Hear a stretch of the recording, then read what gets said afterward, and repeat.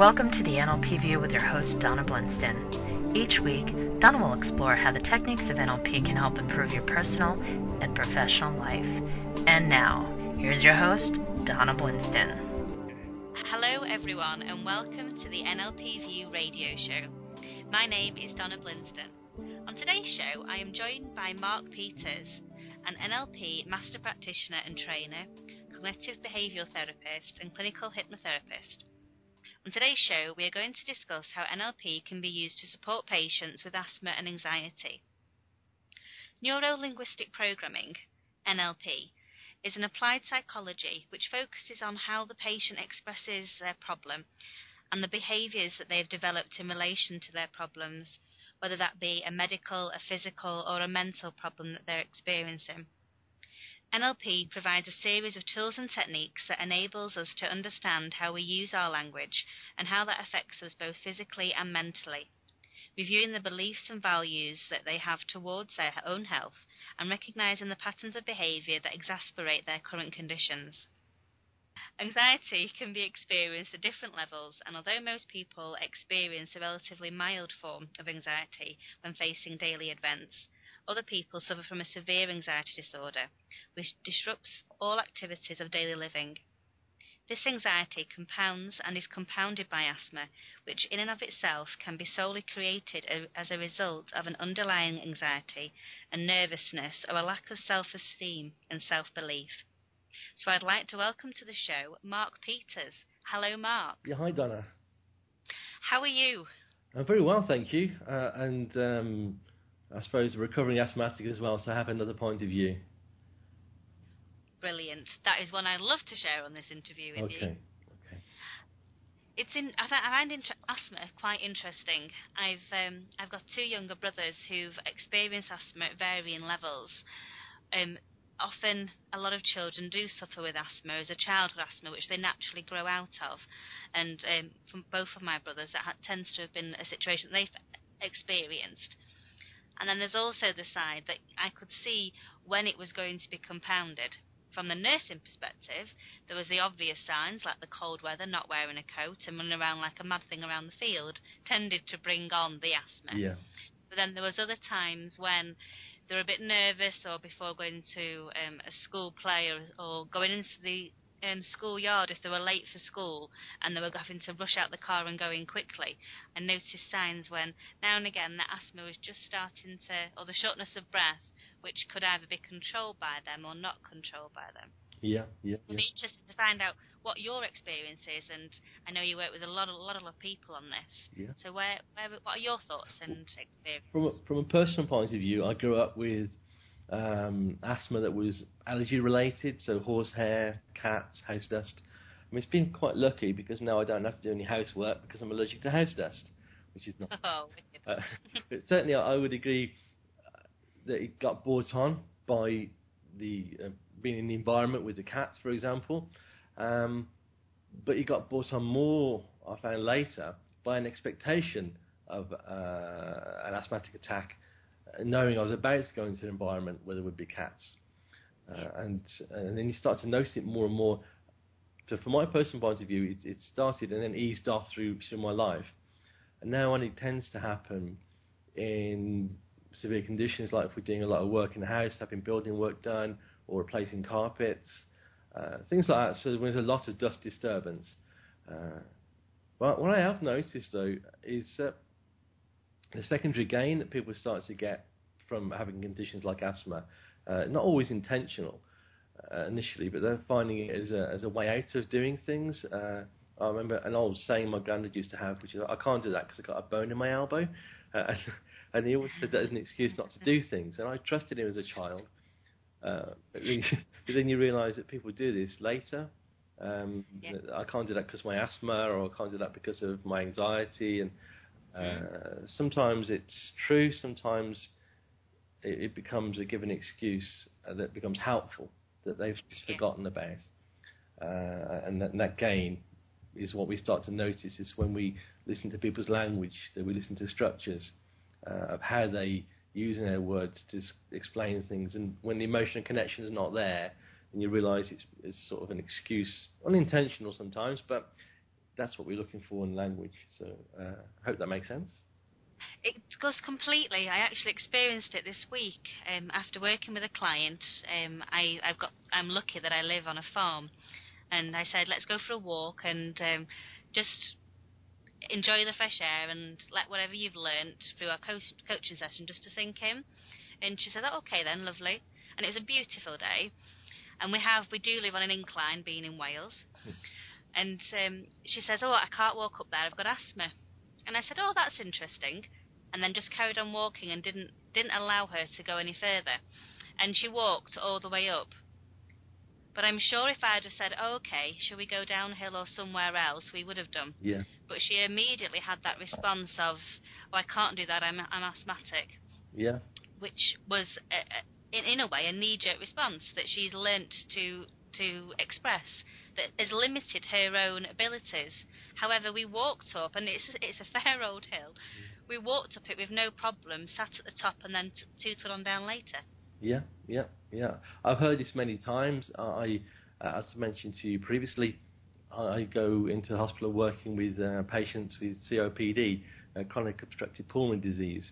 So I know it's not asthma, but it's an allied lung condition. And often they'll say they can't do things because of their COPD. Yeah. And you hear it more and more where people do these, I can't because. It's like my granddad and his elbow. And then they don't consider that self-limiting belief. What if you could? Yeah, what if you could?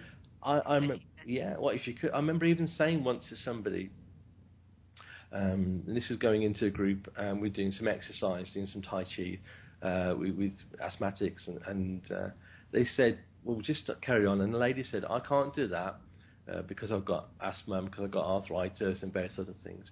And the carer was about to say, oh, just do what you can. And I said, no. And I said, so what is it that you can do? And she started doing something, and next thing she's doing the same as everybody else. But we don't realise just a change of words from do what you can to what can you do has such an impact. And what would it be like if you could? And the whole rephrasing of questions and statements makes such an impact on patients. It does. You're leaving that door open from them, aren't you? Yeah, absolutely. Rather than they've already limited it themselves, and whether they've already closed it or they've just left it ajar, you literally are opening it wide open and taking any resistance that they've got there. I do think people, they as well as it is that secondary gain, definitely, but I think there's an element of they've put it metaphorically there in front of them, in a way as a safety cushion to rely on it, so that if they do something and they can't do it or they're struggling, it's like, well, it's because I've got asthma, it's okay. Whereas, no, actually, I should be able to do this. I need to get a bit more fitter, or I need to ask for help. Yeah. And I think there's a lot around that as well. Yeah, I agree. And often people get caught up in the word disabled rather than enabled. And I do find it quite funny because it's the wrong word anyway. A disabled parking space would mean, in effect, it's broken because it's disabled, but it's not. It's an enabling parking space. So when we're looking at working with people, we want to enable them through their change of thought, enable them through exploration of their beliefs, rather than disable them by continuing to reinforce the conditions they're living with. There's been some great research I discussed in an article recently in the Consultant Journal by the researchers by Richard Davidson, looking at priming words and the emotional impact it has. And you can read more about it in the article, but in brief, they found that when you work with people with asthma, for example, and they worked with priming word groups, so they worked words that are emotionally based, words that are conditionally based, and words that are just neutral. And they read out lists. And to work on it, they also got the patient to breathe or inhale dust mite infused air so that they could bring on any asthmatic condition or allergic condition. And they found that when they used primer words like wheeze or cough or chesty or breathless, that it brought on a condition response. When they were used emotional words like lonely or isolated or that sort of area of work, then they've got an emotional change. And this is all being measured in the MRI. Yes. And more we realise that we do use primal words. We don't intend to do them. We ask people, how breathless are you? Or how breathless can you get? And we start to add those conditions. And so they hear a word and it becomes a trigger. You mentioned CBT and they call them triggers. We might in NLP call them anchors, but also primers. And it's that process of realising how they add together. It is, and if there's anything that a patient is afraid of or struggle, especially with the elderly, like walking upstairs or doing a walk anywhere, we automatically, as a nurse, you say, how do you find it walking upstairs? And if that's something that they may be nervous with from a physical and falling point of view as well, we're associating their asthma and shortness of breath with a fear that they might already have, whether it because of a muscular or a joint pain or just general aging side of them going up and down stairs. Yeah. So there's that side. Our tests as to how good or bad their asthma is, all of our tests are in things that in effect are those primal words. The things that are going to initiate a response, initiate concern or worry, we're giving them for them to judge it on.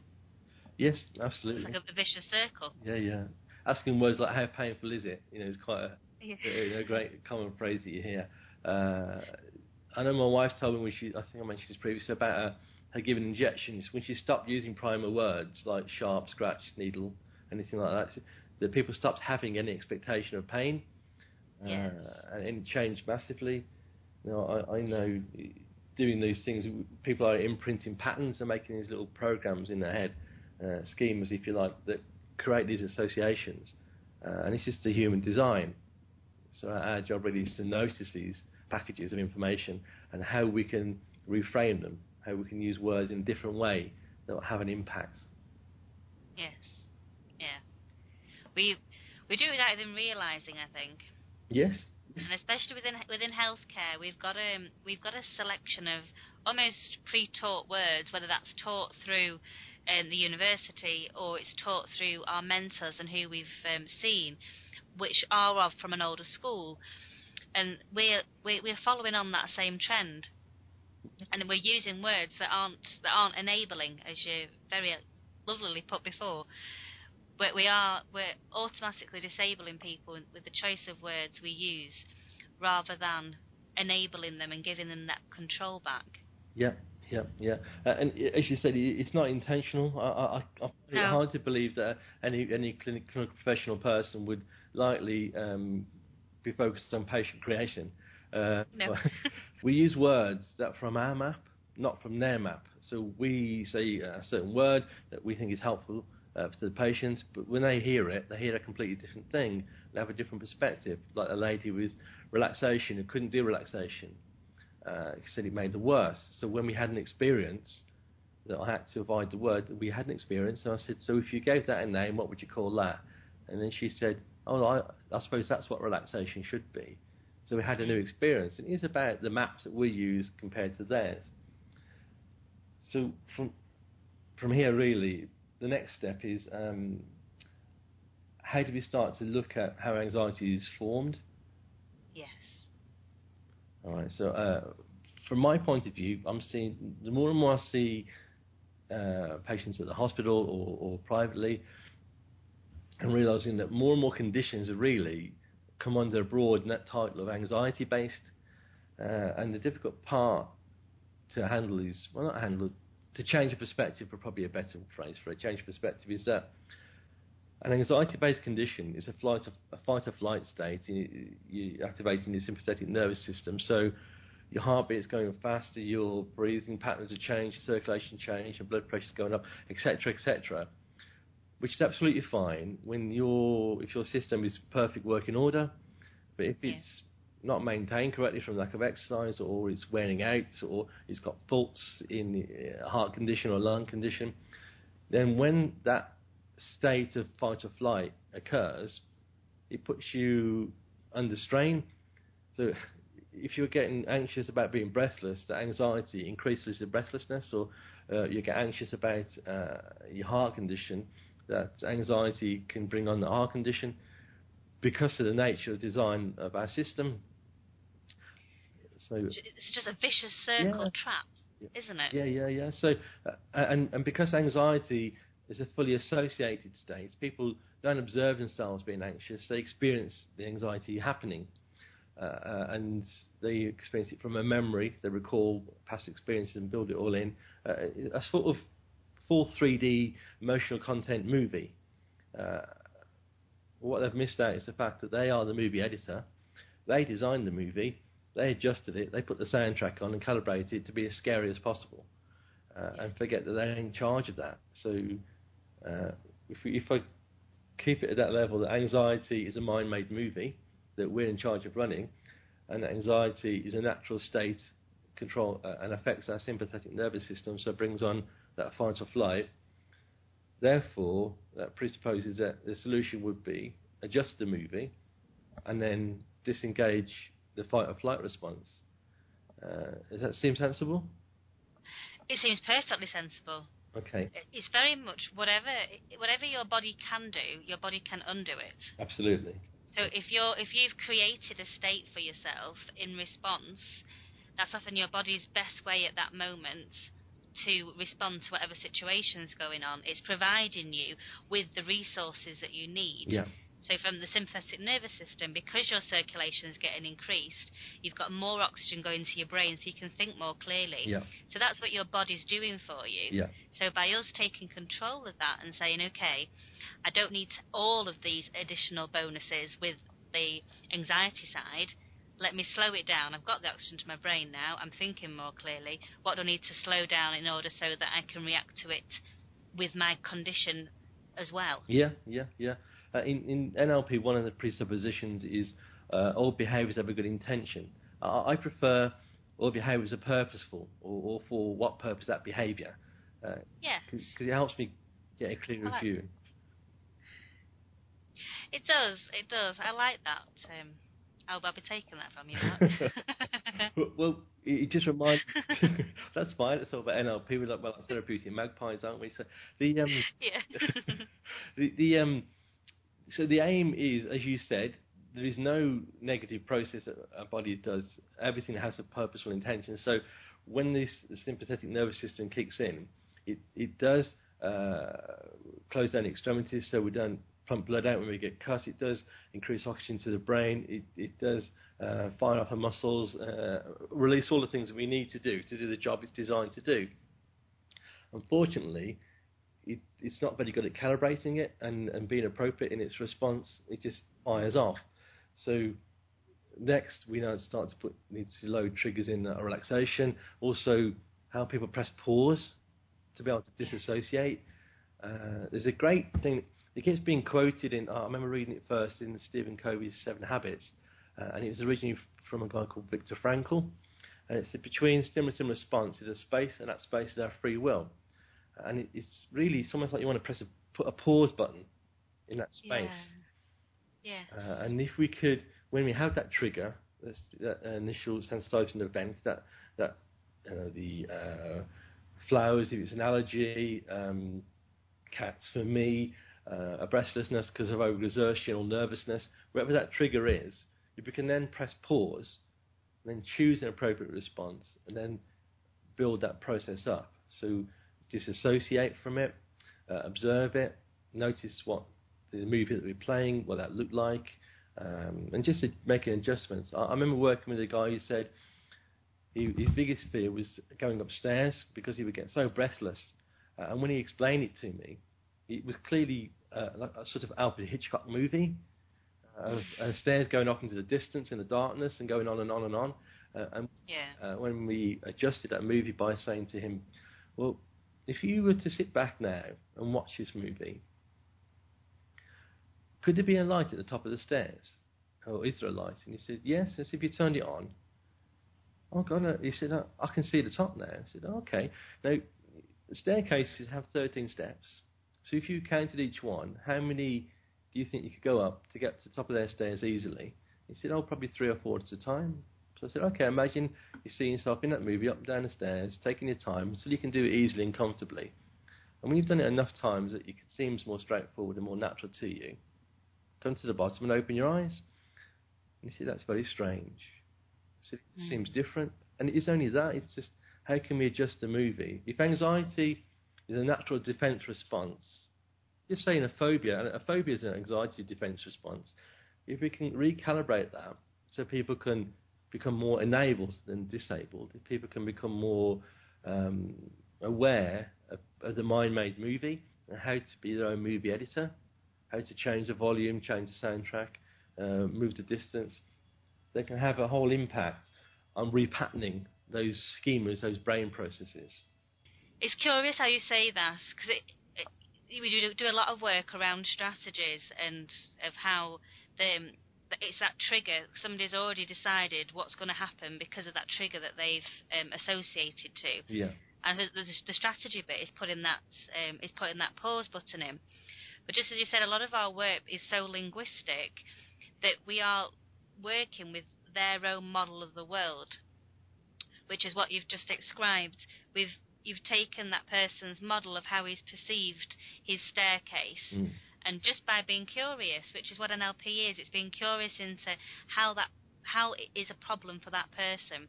Yeah. And for him, that it was a problem because there was no lights and it went on forever. And just by being curious and asking those enabling questions of, what if you did this? What would it be like if you did that? How can you do it? Those motivating and empowering questions, you completely transform that person's perception of what of how they've chosen to limit themselves. Yes.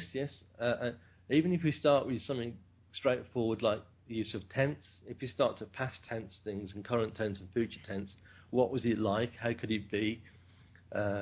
What difference will it have? To start to change the tense to be useful, it has a big impact. Yeah, huge impact. Yeah. Huge. Once I started to consider the fact that anxiety is a mind-made movie and a future-paced condition, so we're anxious about something that's going to happen or that has happened in the past. It's not a present state. It's not a mindful event. Then it's a movie playing, and once it's a movie playing, you can adjust it, and empowering people to realise that they can do that themselves is massive. Whether it be asthmatics or COPD patients or anxiety patients, from anxiety to go on stage, to anxiety to go for an interview, to what the NHS term general anxiety disorder, when it's got so spread that no one's quite sure what it is the triggers are and when it goes on. And it's very easy for us to globalise things, whereas if we can start to be more specific, to chunk down and find out when specifically, how specifically, the generalisations start to reduce. I see this a lot with phobias as well. Yeah. We've got whether it's a nationwide thing, we've got an amazing ability to generalise things, and as soon as a medical professional has given you that diagnosis of a generalised anxiety disorder, it's almost confirming for the person that they've got anxiety over every possible thing in their life. Yeah. And just by asking that specific question of, well, when specifically do you do anxiety? Yeah. Noticing the do you do rather than do you have. Yes. It's like it's gone from already a big problem to little problems that sit here and sit there. And one of the things that I love doing with people with anxiety problems is asking them, when did they decide that they were going to have, that taken them back into the past, and when did they decide that they had anxiety? Yeah. And what choices did they make, and what decisions did they make, and what beliefs did they form around anxiety in the different relations? And often that question, when you ask that, and they go back to the first time they've experienced it, they're quite muffled themselves. They're like, oh, I don't know why I decided that was going to become a problem. Yeah. And asking them to discuss the differences between anxiety and nervousness and curiosity. I know when I was a child, I certainly didn't have anxiety. I had this constant nervous curiosity, fear, excitement. You shouldn't do that. Why not? Let's go and find out. Don't break in there. Don't climb that tree. Don't go here. Don't do that. why not? In that fear excitement, I mean, how is that any different than anxiety? It's not. And when they start to compare the two, it's quite surprising to get people to realise that a normal nervousness about going on a first date, a normal nervousness about standing up on stage, giving a presentation, how is that not a nervous excitement or curiosity compared to anxiety?